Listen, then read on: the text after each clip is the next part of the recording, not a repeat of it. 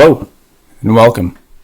Today I'd like to talk to you about ownership and the importance it's had in my life. Why you might want to take a look at the services you consume, purchase, services you receive, and how they might be fucking you over. Since I was a kid, I always felt really strongly about ownership, and it was kind of difficult to pinpoint why or what that actually meant in early life. I remember my dad trying to get me into guitar, or I was trying to get myself into guitar, and it was super important for me to own the guitar, right? I remember asking my dad for an amplifier, right? I wanted to feel like one of my idols. I wanted to feel like I was the artist that had the gear, and that doesn't always matter, but it was important to me.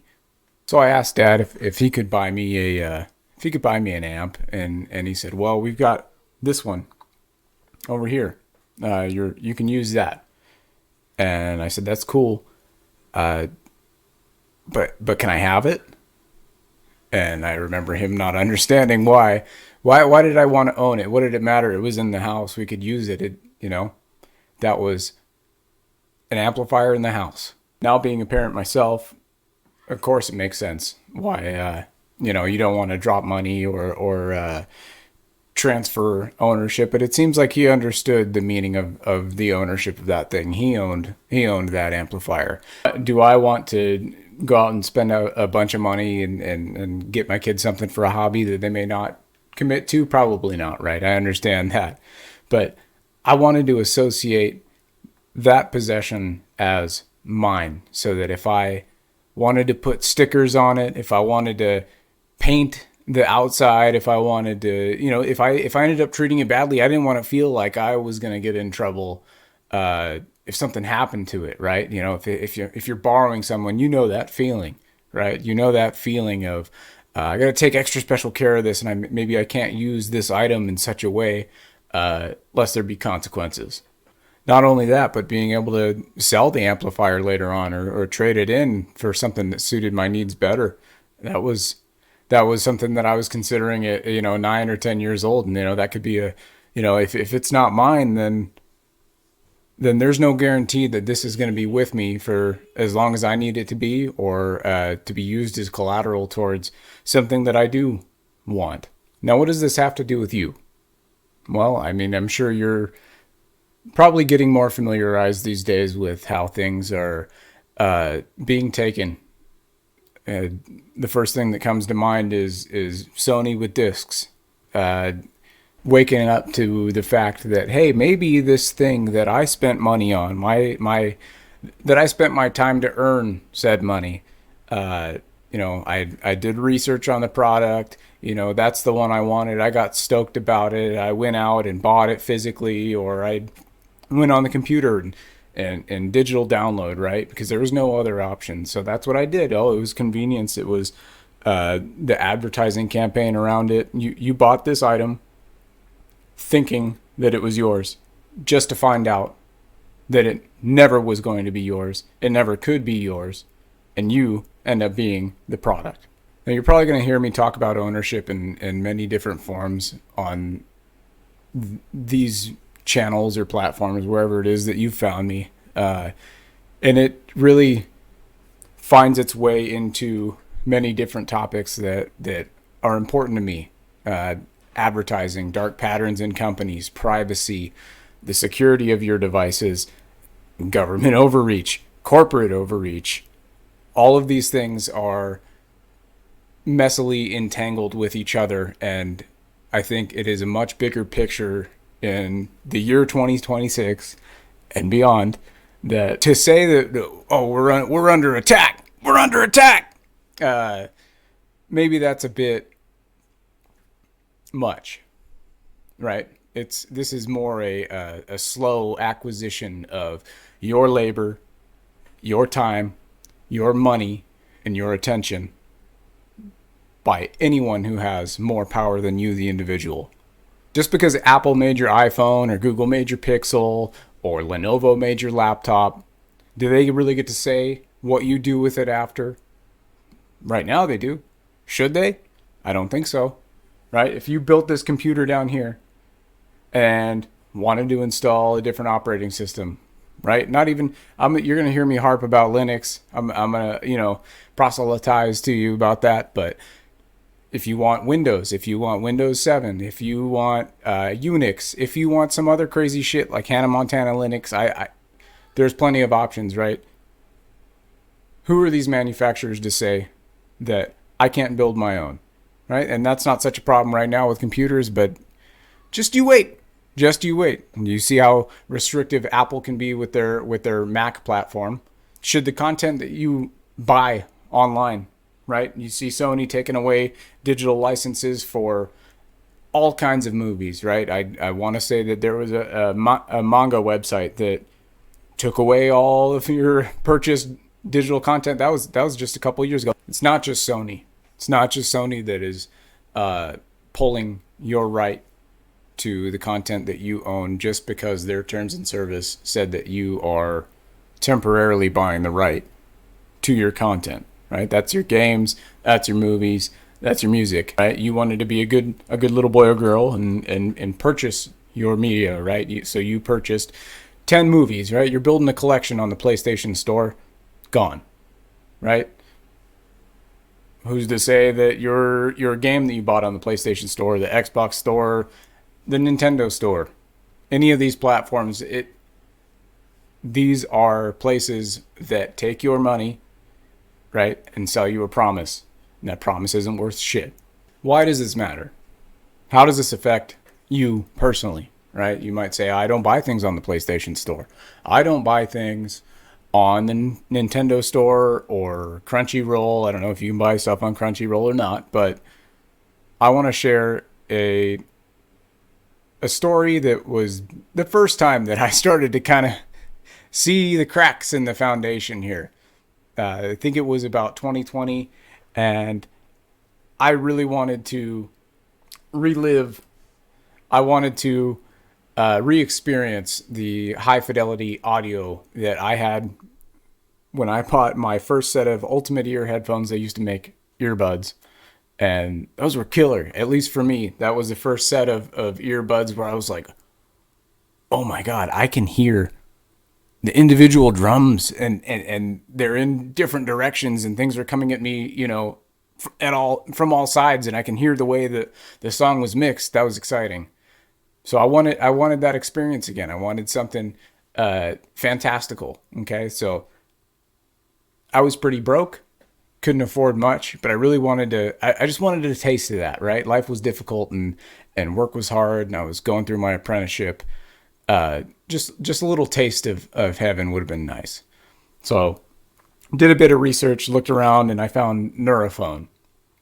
Now Neurophone made this interesting set of headphones that was a hybrid sort of in-ear, over-ear type situation, and everyone was ranting and raving about them at the time, okay? Again, an advertising campaign.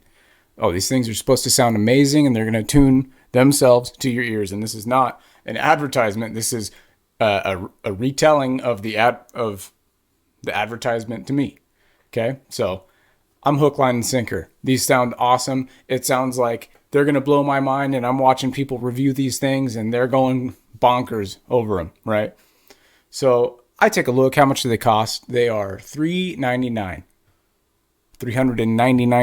Okay, so that's not a cheap set of earbuds or headphones, rather, right? That's probably mid-tier for most people. For working class people, that's a high-end set of headphones. Okay, so I can't afford that.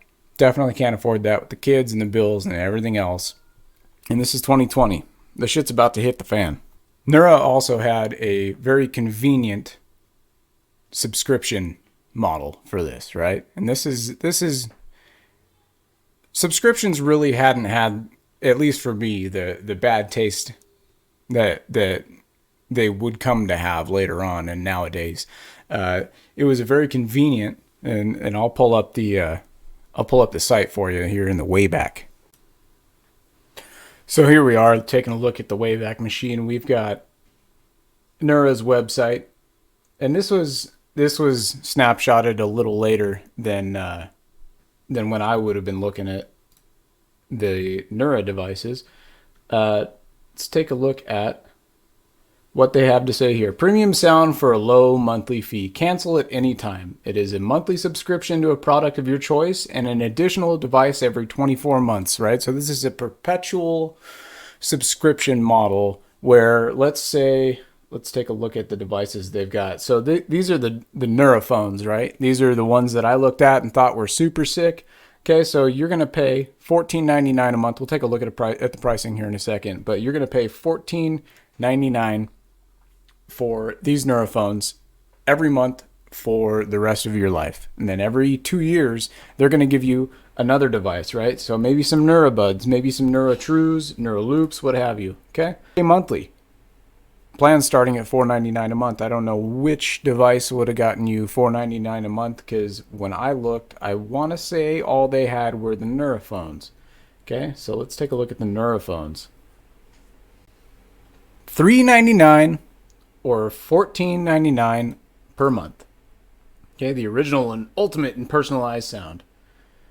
Now, I saw this $14.99 a month, didn't think too much of it, and thought, well, over 2 years, I'll have paid less than $3.99, and then they're going to give me another set of earbuds. That'll be pretty cool.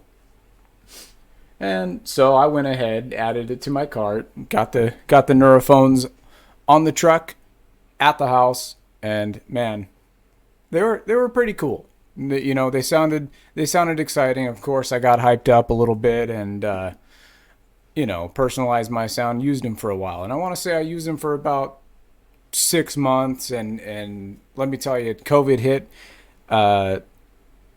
and things kind of went down the shitter for everybody, didn't they? So money wasn't as great, and I started taking stock of what's draining my bank account here. How come every time I get paid the next day, there's no money left, right? So I started taking a look at my subscriptions, and one of those was the Neurophones. And I took a look at my Neurophones one day after I hadn't used them for a couple weeks. And I looked at them and thought, this is just like that guitar amp when I was a kid. These'll never be mine. I could pay Neura for 4 years over the cost of these, right? Let's say maybe they gave me another set of their earbuds too. These will never be mine. I could pay over 6 times the cost, right? If Neura lasted, which, spoiler, there's a reason why we're looking at the way back to find these products, because they don't exist anymore. Neura does not exist. I don't even think this subscription model exists. Let's take a look at the current offering here. Vivid Personal Sound, Neura, support. Let's see, we got Denon Pearl. So this doesn't even seem like it is their same product. Let's see if we can find any kind of mention. Right, and this was only, remember how I said 6 years? So I could have paid for 6 years. I don't know when we died here as far as Neura goes, but I could have paid 2, 3, 4 times the cost of those Neurophones, right? And they would never have been mine. How do I get this product? Shop Pearl. Here we go. Denon Pearl. Let's see, we can buy them outright, but nowhere. This is not even the same company. So they got bought out or something went wrong, and Neura is good and truly gone. Okay? If we take a look here, we can see, if we jump past all the bullshit, see, we got Wired, we got Forbes, we got Pitchfork, Broadsheet. Everyone's telling you that these things are hip happening. This is the only earphone you're ever going to need. You're going to mix on them. You're going to do all this shit. Come on now. Take a look at this down here. Frequently asked questions about Neura Now. Why a Neura Now? We believe personalized sound is the future of the listening experience, but understand our products may be too expensive. Well, they were. So we developed Neura Now, a monthly subscription service to improve accessibility to a revolutionary technology. That it wasn't. Do I own the device after 24 months? No. Neura Now is not a rent-to-own program. It's a rent to fuck you program. If you cancel your NeuroNow membership, any devices you've received will be remotely deactivated. And you might say, well, Dregs, you knew this going in. You knew that you weren't going to own this. Well, it really wasn't that apparent now, was it? Because by the time you get as a working person, right? As a working person, you get all the advertisements in your face. You know, people that you follow on the internet are telling you that, you know, this thing's great. You should get one of these. You take a look at it. You know, they hype you up and you get into that. You get into this website. You take a look at it and you really, really, really want that product by that point, right? You can't afford that product. You know that, right? But where'd those perks go? Where'd those really nice perks go? Don't worry, there's gonna be perks. You're gonna pay the subscription fee, and you're not gonna be mad. You're not gonna be mad that you don't own this device, because we're gonna give you perks. There might be some discounts on what? Discounts on what? I've got a subscription. I'm not buying your product. You're gonna discount my subscription? Because I highly fucking doubt it. Now, to use this device, you got to connect it to an app, connect it to the internet, and that's how they're gonna kind of kill your device if you don't pay your subscription or anything like that. Now, this is not the only place that you're going to see something like this, and this is popping up. It's becoming more popular everywhere, right? You say, Dregs, you're the idiot that paid for the subscription. Well, you know, I returned them, and I started saving my $14.99 a month, and ended up getting myself a fine pair of headphones, right? I bought them. They don't connect to the internet. They're mine.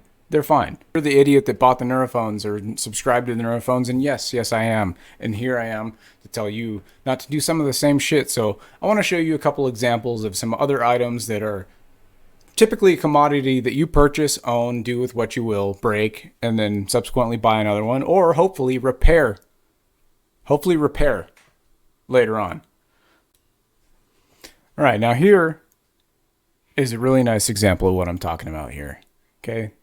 You might be watching this on a smartphone. You might be watching this on a computer. You might be watching this on a tablet, right? But there's at least a couple of you that are watching this on your desktop, okay? If you're watching this channel, you probably like gaming, so you say, hey, hardware is really expensive right now. I can't afford $2,000 just to get a basic 1080p gaming setup, right? I just want to play games with my friends. Works hard. Life is tough. NZXT Flex program. Well, what is the Flex program? No commitment. Change as you go. Stay up to date, right? Maybe you're going to get a new device if you subscribe to this Flex program. No commitment. Transparent pricing. Okay. We're going to tell you how we're fucking you and you're going to like it. See how it plays, fully covered, right? Little insurance for your gaming PC. You're going to pick your PC, apply, receive and play, and flex as you go, okay? Unlimited consumerism, just get a new one, right? Oh, there's a new one out, I'm paying the subscription, I might as well get a new one. So you guys down at that factory better be cranking them out because I'm going to be getting new ones. Flex One, $84 per month. What do you get? 1080p gaming across all genres. Now, I want to talk about my 1080p gaming setup that I built in 2022. My son currently plays on it right now. Let's do the math on that. $84 a month. We'll use this as an example. 2022, I built the machine that my son's using, and we are in the year of our Lord, 2026. So 4 years. Okay? 84. 48 months. $4,032. You can right now, if you scrounged and bought used parts and did things a little frugally, you could build or find a 1080p gaming system for, depending on where you're at, I want to say you could still do it for $1,000. Okay, and that's you being patient. Okay, but 4 machines over 4 years. He's still using that, and it's not slowing down. The machine that I built for about $1,000 in 2022, you could build 4 of them. Okay? Well, okay, Dregs. But you get to upgrade. You get to upgrade. Probably, what are they going to tell me? How often? Buy. Pay once. You own it. PC condition, fantastic. Subscribe. Ownership, no. Well, you know what? I'm going to give NZXT the credit here, just for that. Do you own it? No. Now I got a question for you. Let's say you're a young adult, okay? 20, 21, I don't know when you guys are all going to start having kids, if at all, if you could ever afford to do so. But let's say life moves on. You get one of these NZXT subscriptions and you go to purchase, or you go ahead and purchase said subscription. You pay for 2-3 years. You've been upgrading. Okay, cool. We took a look at what it would actually cost over 4. All right, you've paid all this money, and you know what? You just do not have time to play video games anymore. Life is getting in the way. Work is hectic. Extenuating financial circumstances happen. You own nothing. You own nothing after you've paid that. Let's take a look at another example. Okay, let's say you're a creative. Okay. You are a musician and you're trying to build your own little home studio and you want some VSTs, right? You want some plugins, you want some nice effects, little auto tune, little whatever else. Now, Waves isn't as bad as it could be.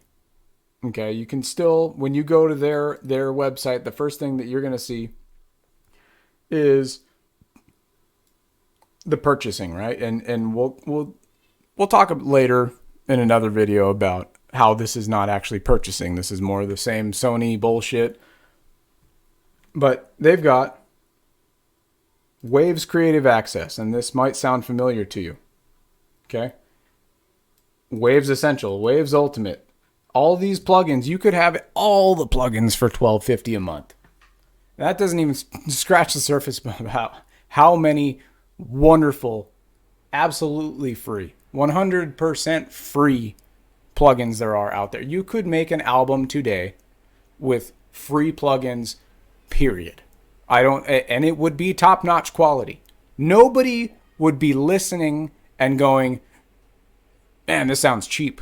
If you know what you're doing, you can use a free plugin. Besides the point. Let's take a look at another one. You have probably heard about Adobe. You probably don't like Adobe very much.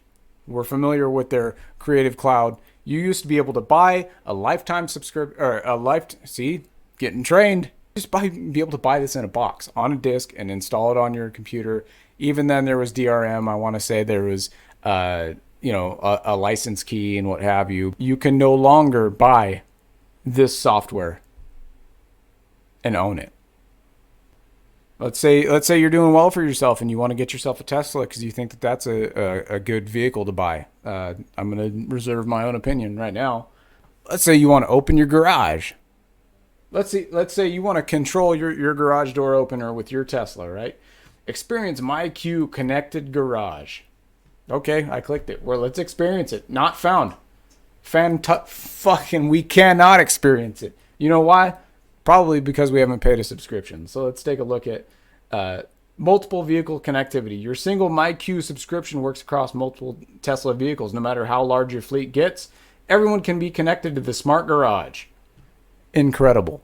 Now I want to counter this, right? You ever seen one of these? You know what these are? That's a garage door opener. You know how much they cost? Probably about $20. These. Widely available. Your garage door opener probably came with this little LiftMaster situation. You can program these bad boys yourself. They got little switches, little dip switches in the back of them, and you program them. You could get a replacement at Home Depot. It doesn't matter. It doesn't connect to your email address, your internet, nothing at all.